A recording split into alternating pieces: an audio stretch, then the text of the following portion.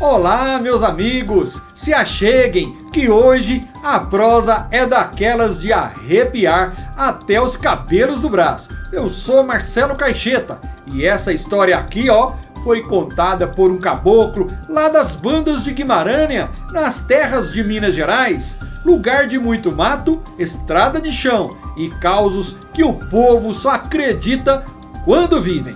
Se você é novo por aqui, não deixe de se inscrever no canal e deixar aquele like para que o YouTube possa indicar esse vídeo para mais pessoas. Agora, vamos começar!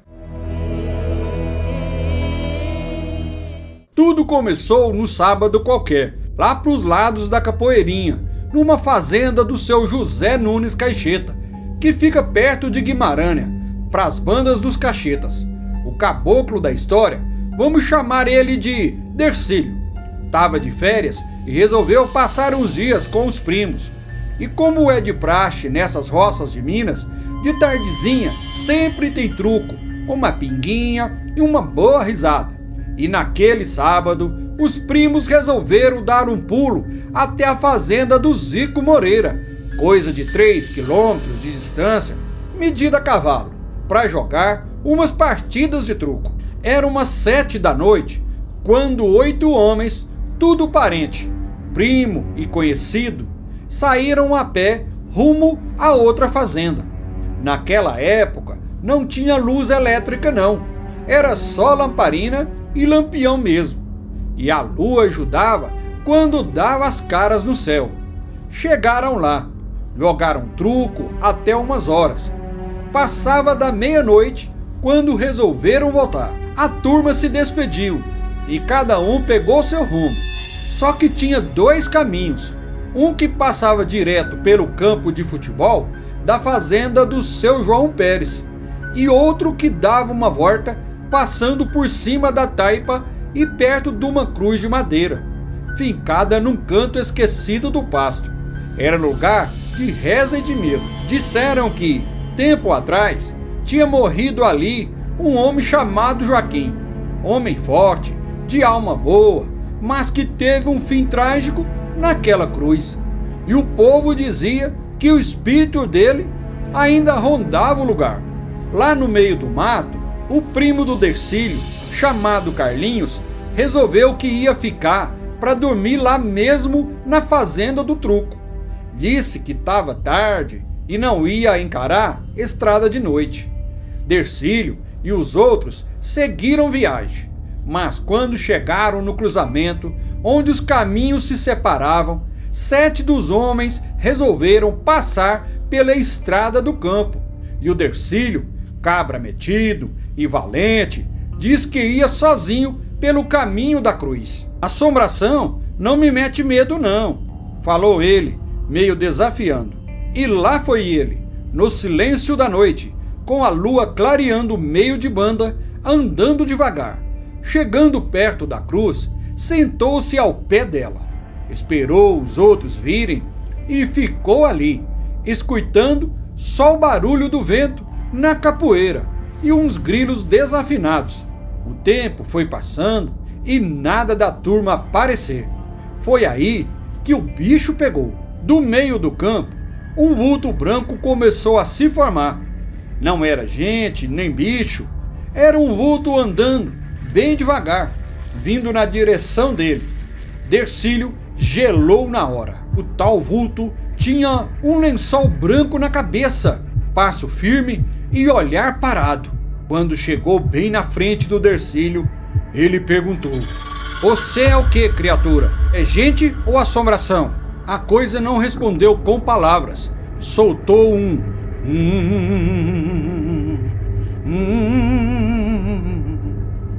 que arrepiou até a espinha do Dercílio. Sem saber o que fazer, ele fez o sinal da cruz, no Pai, Filho e Espírito Santo também.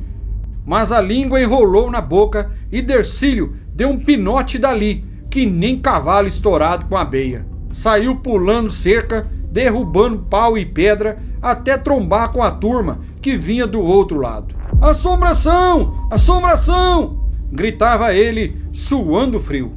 Os outros riram, acharam que era brincadeira, mas Dercílio tremia feito vara verde. Quando chegaram na fazenda do Zé Nunes, pai do tal do Lazinho, um dos primos, Dercílio ainda estava meio desorientado. Mas foi ali que o trem ficou feio mesmo. Na hora de abrir a porteira para entrar na fazenda, viram o mesmo vulto branco parado na beirada da garagem. Aquela mesma coisa, com aquele lençol branco, a mesma roupa esvoaçante. Era como se tivesse esperando por eles. Lazinho, mais corajoso, o mais teimoso, resolveu ir até o vulto e conversar. Disse que queria entender o que estava acontecendo, mas não teve resposta. O vulto sumiu do nada, igual fumaça em vento forte. O pessoal passou, entrou na casa grande e cada um procurou um canto para descansar. Dercílio não queria dormir sozinho de jeito nenhum. Pediu para deitar na mesma cama de medo com o primo. Joga uma coberta por cima de nós, rapaz. Bota aquela capa de cavaleiro ali para proteger, disse ele, já se enrolando todo. E foi no silêncio da noite, que as janelas abertas e a luz da lamparina tremendo, que o barulho começou. Primeiro, passos no corredor. Depois, batidas na porta do quarto.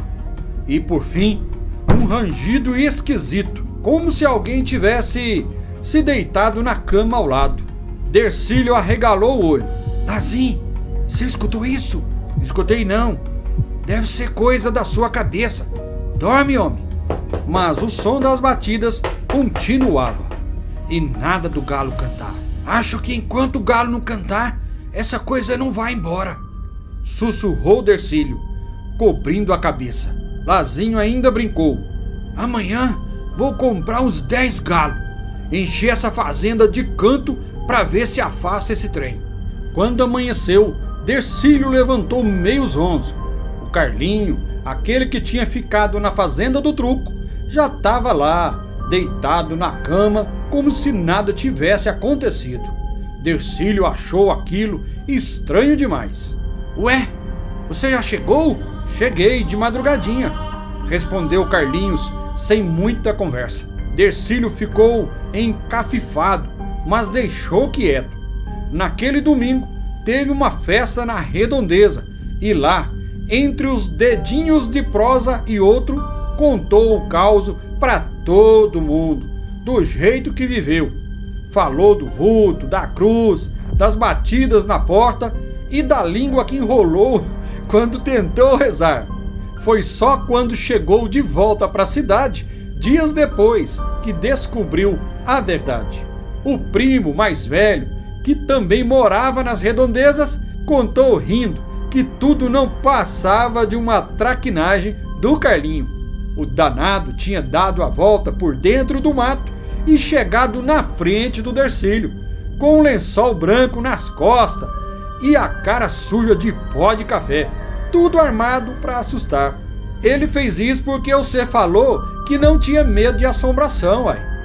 Contou o primo, às gargalhadas. Dercílio ficou possesso. Um dia ainda acho esse cabra lá em Belo Horizonte e vou dar uns tapas bem dados. Fazer um homem passar uma noite daquela, isso não se faz. E até hoje, diz o povo que Dercílio conta essa história com os pelos do braço arrepiando, mesmo sabendo que era tudo fingimento. Porque tem coisa nesse mundo que, mesmo explicada, não deixa de ser assombrosa. Se você gostou dessa história, já deixa seu like, se inscreva no canal Marcelo Caixeta Sobrenatural e compartilhe esse vídeo com alguém que tem coragem de passar perto de cruz em estrada de chão depois da meia-noite. Até a próxima prosa, se o galo cantar.